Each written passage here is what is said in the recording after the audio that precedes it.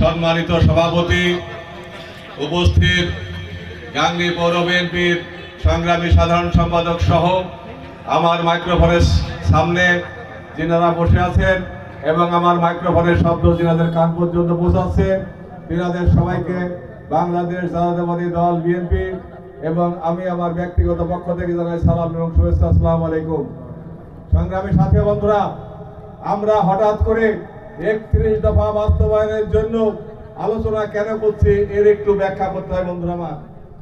বন্ধুরা আপনারা জানেন বাংলাদেশ আওয়ামী লীগের সাধারণ সম্পাদক সেতুমন্ত্রী ওবায়দুল কাদের একসময় বলেছিলেন, যদি আওয়ামী লীগ এই দেশ থেকে ক্ষমতা থেকে চলে যায় তাহলে লক্ষ লক্ষ আওয়ামী লীগের নেতা কর্মী এই বাংলার মাটিতে মারা যাবে। এই কথা কি বলেছিল? কিন্তু আমরা কি দেখলাম বন্ধুরা? 5ই আগস্ট